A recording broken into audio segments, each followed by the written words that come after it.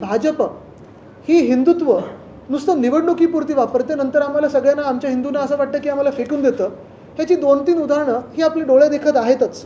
पहिलं म्हणजे गणपतीच्याच बाबतीत, गणपती बाप्पाच्याच बाबतीचं उदाहरण द्यायचं तर पहिलं उदाहरण हेच आहे की मागच्या सरकारच्या वेळी आपल्याला आठवत असेल 2023 साली की 22 साली जे सरवणकर ज्यांनी गणपती बाप्पाच्या मिरवणुकीत, जसं परवा आपण पाहतो जी अडवणूक झाली, तसंच ह्याच सरवणकरांनी, जे आमदार होते, एकनाथ शिंदेचे आमदार होते, त्यांनी मिरवणुकीवर बंदूक रोखली होती.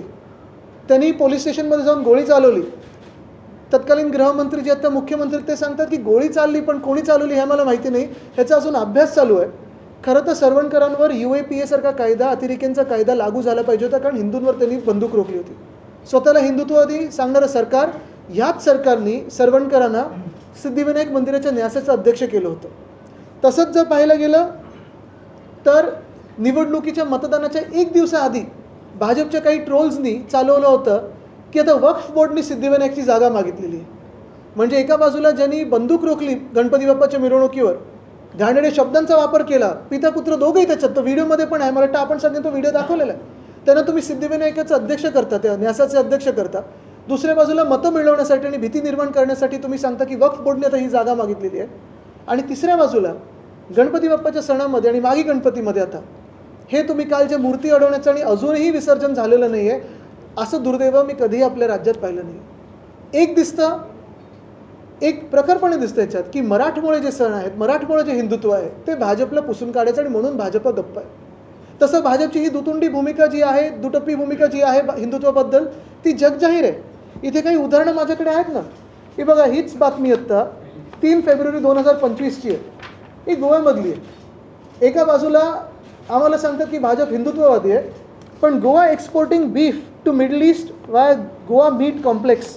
गोव्यामध्ये मीट कॉम्प्लेक्स आहे, जिथून इराक वगैरेला बीफ पाठवलं जातं. आणि ही भाजप आम्हाला हिंदुत्व शिकवायला निघालेली आहे. तसंच जर पाहायला गेलं तर दुसरी बातमी आहे, म्हणजे आपण गेलं पूर्ण वर्ष आपल्याच माध्यमातून ऐकत होतो की बांगलादेशमध्ये हिंदूंवर अत्याचार होत आहेत, हिंदूंना तिथे सतवलं जातं आहे. पण त्याच बांगलादेशबरोबर ह्याच BJPच्या BCCIनी क्रिकेट देशात येऊन खेळून दाखवलं. त्याच बांगलादेशला ही आता पहिली बातमी तर 27 डिसेंबर 2024ची आहे, म्हणजे मागच्या काही एक महिन्यातली. 2 लाख टन बांगलादेशला आपण भात एक्सपोर्ट करत आहोत, तांदूळ एक्सपोर्ट करत आहोत. म्हणजे आपण पहा, एका बाजूला आपल्याला खेळवत राहायचं, आपण सारे हिंदू आपली मतं मिळवण्यासाठी भाजप आपल्या मनामध्ये भीती घालणार की आता बांगलादेशी आले, आता रोहिंग्या आले, आता अमुक झालं, आता बांगलादेशमध्ये तिथे काहीतरी होतंय.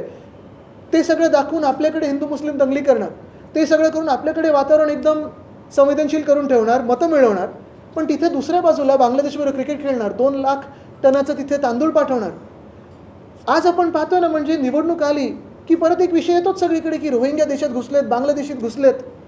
जसं ट्रम्पनी पहिल्या दिवसापासून जे त्यांच्या देशात घुसलेले आहेत, खरं तर आपल्या देशातले पाहिले असतील तर नागरिकांना बेड्या हातापायात घालून परत त्यांच्या विमानाने पाठवलं. कोलंबियासारखं आपण विमान पण नाही पाठवलं.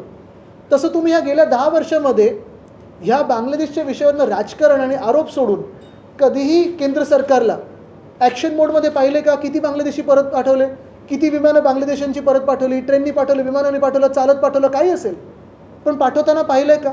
आणि हे सगळं होत असताना जे मी सांगितलं ना की कुठे ना कुठेतरी आता पुढचा मार्ग काय, हे मुख्यमंत्र्यांनी आम्हाला सांगणं गरजेचं आहे. कारण आज हा विषय तर आहेच, म्हणजे हा लोकांसमोर विषय आहे की भाजपच्या राज्यामध्ये गणपती बाप्पाच्या मिरवणुकीला रोखलं गेलेलं आहे, विसर्जनापासून रोखलं गेलेलं आहे.